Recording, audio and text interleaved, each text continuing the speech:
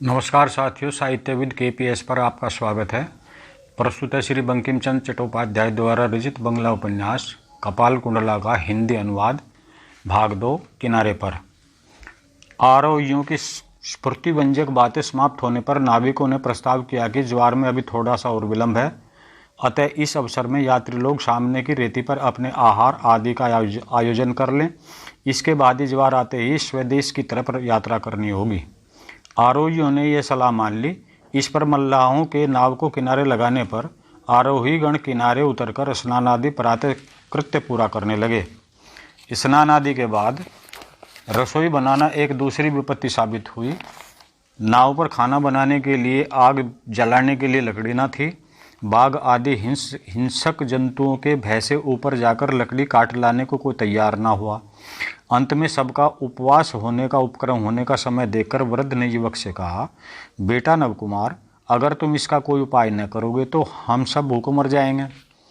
नवकुमार ने कुछ देर तक चिंता करने के बाद कहा, अच्छा जाता हूँ, कुदाल दे दो और दांव लेकर एक आदमी मेरे साथ चले। लेकिन कोई भी नवकुमार के साथ जाने को तैयार ना हुआ।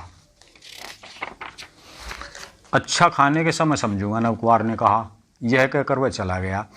अकेले कमर पर कसकर कुठारघात होकर लकड़ी लाने को चल पड़ा।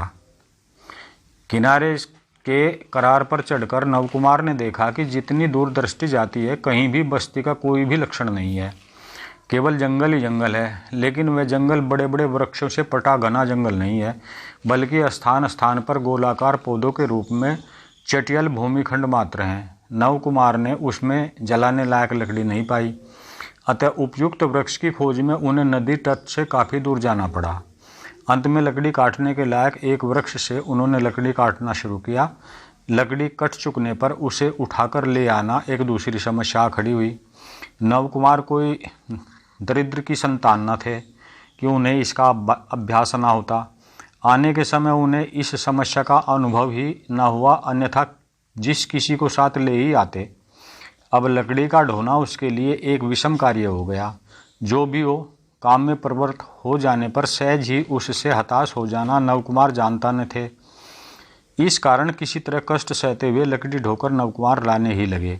कुछ दूर बोझ लेकर चलने पर थक कर वह सुस्ताने लगते, फिर ढोते, फिर विश्राम करते। इसी तरह वे वापस होने लगे। इस तरह नवकुमार के लौटने में काफ़ी विलंब होने लगा। इधर उनके साथी उनके आने में विलंब होते देख उद्विग्न होने लगे। उन्हें यह आशंका होने लगी कि शायद नवकुमार को बाघ ने खा लिया होगा। संभाव्य काल व्यतीत होने पर उन लोगों के हृदय में यही सिद्धांत जमने लगा। फिर भी किसी में यह साहस न हुआ कि किनारे के ऊपर चढ़कर कुछ दूर जाकर पता लगा लें। नौकारोही यात्री इस तरह की कल्पना कर ही रहे थे कि समुद्र का जल बढ़ने लगा। मल्लाह समझ गए कि ज्वार आ गया। मल्लाह यह भी जानते थे कि इस विशेष अवसर पर किनारे नावें इस प्रकार जल के थपेड़ों से जमीन पर पटकनी खाकर चूर चूर भी हो जाती हैं। इसलिए वे लोग बहुत शीघ्रता के साथ नाव खोलकर नदी की 20 धारा में चले जाने का उपक्रम करने लगे। नाव के खुलते न खुलते सामने की रेतीली भूमि जलमग्न हो गई। यात्रीगण व्यस्त होकर केवल स्वयं नौका पर सवार ही हो सके। तट पर रखा हुआ आहार, बनाने का सारा सामान उठाने का उन्हें मौका ही ना मिला।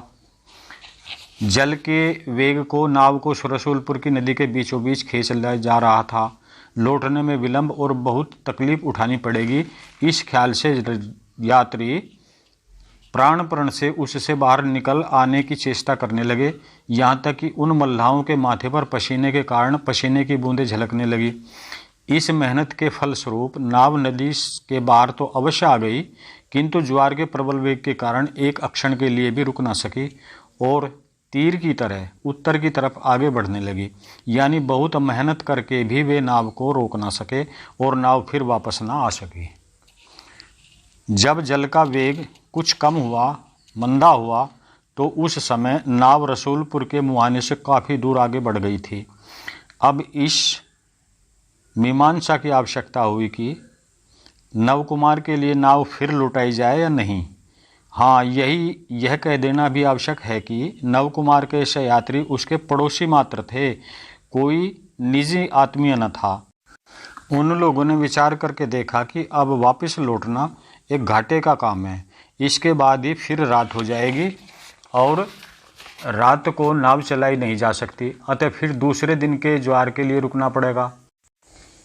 तब तक लोगों को भूखा भी रहना पड़ता। 2 दिनों के उपवास से लोगों के प्राण कंठागत हो जाएंगे। विशेषतः यात्री किसी तरह भी लौटने के लिए तैयार नहीं थे। वे किसी की आज्ञा के बाध्य भी नहीं। उन सब का कहना है कि नवकुमार की हत्या बाघ द्वारा हो गई होगी, यही संभव है, फिर इतना क्लेश क्यों उठाया जाए। इस तरह विचार कर नवकुमार को छोड़कर देश लौट चलना ही उचित समझा गया। इस प्रकार उस भीषण जंगल में समुद्र के किनारे वनवास के लिए नवकुमार को छोड़ दिया गया। यह सुनकर यदि कोई प्रतिज्ञा करे कि किसी के भी उपवास निवारण के लिए कभी लकड़ी एकत्रित करने न जाएंगे, यह तो पाप है, यात्रीगण की तरह ही पाप। आत्म परोपकारी को वनवास में भी छोड़ देने की जिनकी प्रकृति है, जिनकी आदत है, वे तो चिरकाल तक इसी प्रकार परोपकारी को छोड़ते ही रहेंगे। किंतु ये लोग कितनी ही बार वनवासी क्यों न बनाते रहें, दूसरों के लिए लकड़ी एकत्रित कर देने की जिसकी आदत है, वह तो बार बार इसी तरह परोपकार करता ही रहेगा। तुम अधम हो, पापी हो, केवल इसीलिए हम पापी नहीं हो सकते। भाग 2 यहीं समाप्त होता है। आशा है पसंद आया होगा। कृपया चैनल को लाइक, शेयर, सब्सक्राइब अवश्य करें। धन्यवाद।